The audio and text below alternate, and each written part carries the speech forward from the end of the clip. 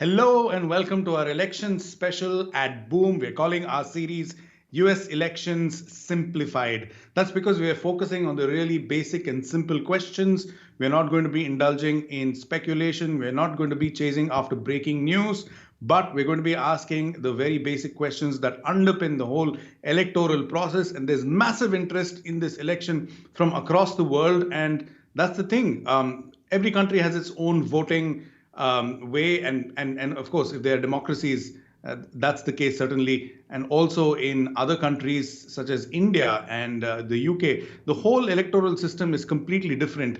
How is the US a little different? How is it strange? How is it weird? We're going to explore all those questions, and I have with me my colleague from Boom, Mohammed Kudrati. He is a fact checker. He's also a data person. He does a lot of analysis. Mohammed, welcome to the show.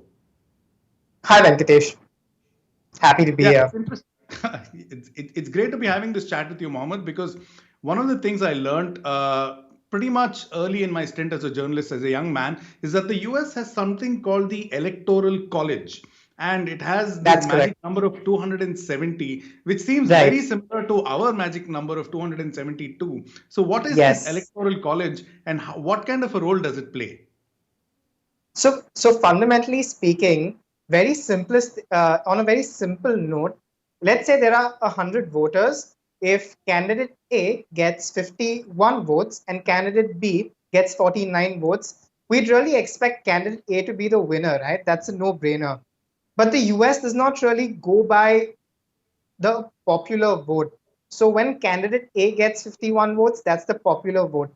Instead, they have a different process called the Electoral College.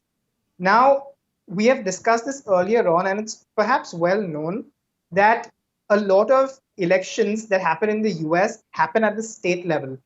So these states have a process called the Electoral College, where they send a certain number of delegates to this Electoral College. Now, it's not a place like you don't have these delegates come together and they sit and they vote. This is happening at the state level. So all states have a certain number of delegates that they send to the Electoral College. The total number of delegates is 538. 538.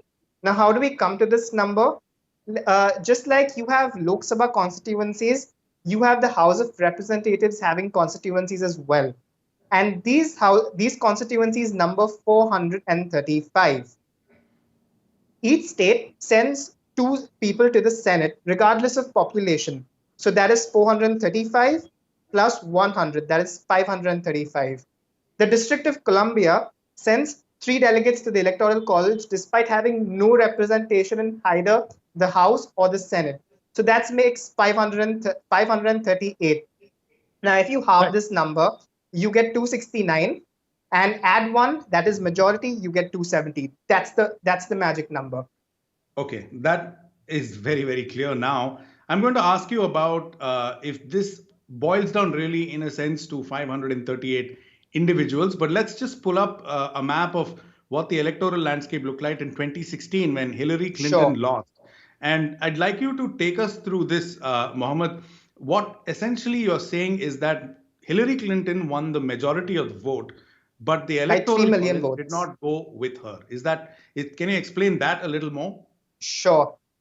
So you have the Trump map in front of you. Now, Hillary Clinton won the states that she won with a huge margin, and she was ahead of Trump overall nationally by more than 3 million votes. But because Trump won something called swing states like Florida and Ohio and Michigan and Wisconsin, it gave him the edge at the Electoral College. So while Trump won more than 300 and around 307 votes in the Electoral College, Hillary won 232 despite having more votes nationally than Trump. So it all boils down to how many delegates you can send to the Electoral College. It should cross 270. But it doesn't really matter on how many votes you get. Think of it in a Lok Sabha sense, really. So the vote count, the vote share doesn't matter as long as the party in power is crossing 272 seats in the Lok Sabha. So that's what it really boils down to. Not votes, seats, and in the United States, not votes, delegates. Yes. So, in other words, I'm going to ask you the same question in a different way. Are you saying then Sure. that for each electoral college vote, or it's a delegate, it's a person who's going to be taking the decision as to whether that went the Republican way or the Democrat way? How does that work? Can you Yes, explain? absolutely, 100%. So when the voter is casting her vote tomorrow, or if this person has voted in advance, this person is not voting for the president. This person is actually voting for who will is voting for the delegates of the Electoral College.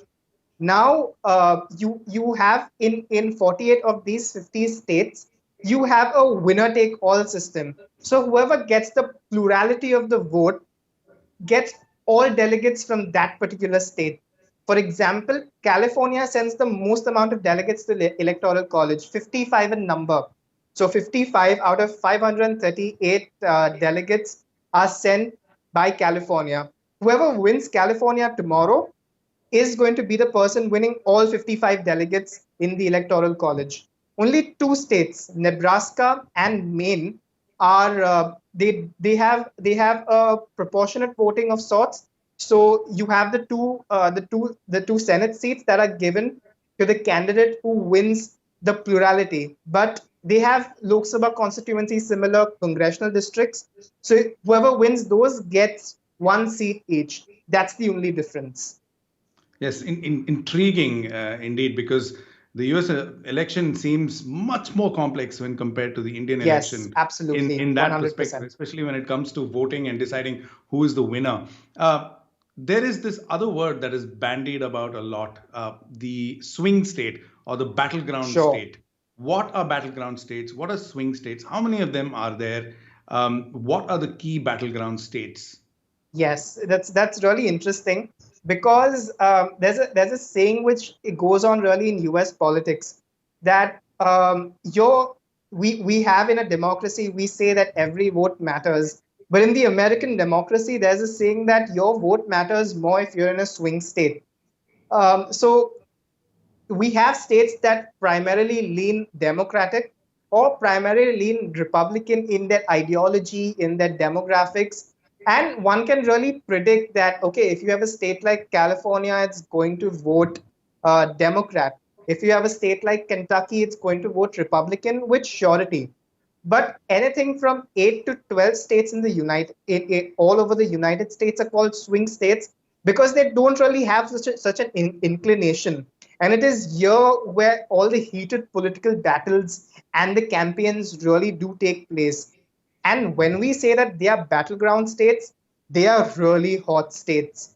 And like you can see in front of you, this can determine the allocation of around 140 to 180 delegates going to the Electoral College. There is no these states are not really written in stone, so they can be anything from 8 states to 12 states overall, all around the United States.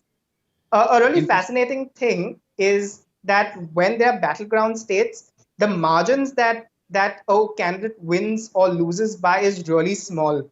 In 2016, the state of Florida, which is among one of the most popular battleground states, Trump won that state by a margin of roughly just 1 lakh votes. So in all of Florida, the margin came down to just 1 lakh people, and they swung the election. And that's how important these states are. Yeah, that's interesting. One thing I noticed in that map, and maybe you can Yeah. explain this to me. If someone were to ask me what is the Uttar Pradesh of America, perhaps the answer would be California. But is California, which accounts for 55 electoral college votes, is it a battleground state? No, actually, California is not a battleground state because it leans through and through with the Democrats. So if you were to look at the next most important battleground states, or rather, let's say two Uttar Pradeshes, you would next look at Texas or you would look at Florida. Now, Texas has 38 seats in the Electoral College and Florida 29. So perhaps the weightage is as much as what California sends.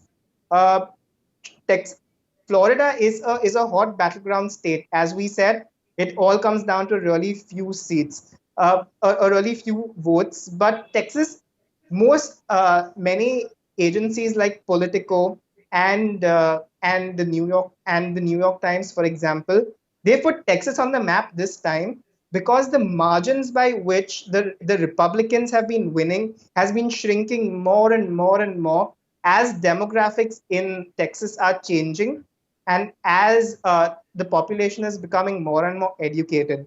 So they may consider Texas to be a battleground state, even though history shows that Texas has voted through and through Republican. It was once considered safe. This time it's considered to not be safe, but only time will tell on how Texas votes, if you will see a surprise. Yes, yes, we've read indeed that demographic change has been driving a lot of change in Texas. Yes. One final question, Mohammed. Do you think, based on what we've read and what we've seen, that we'll have a definitive answer either way in a few hours' time, let's say by around 8 or 9 o'clock in the morning, India time? I'm really not certain. This is an interesting question that is being asked all over. We might not have a definitive answer because the postal ballots may just and a huge surge in early voting may just delay the entire process. And again, we're living in unprecedented times. So if we Yes. will get it by 8 9 India time, or if we may get it tomorrow evening India time, it's hard to say. But whatever it is, we're in for a show. We're in for an absolute feast. And because we're living in unprecedented times, you may speculate that you may see some unprecedented action. So all eyes on the United States right now.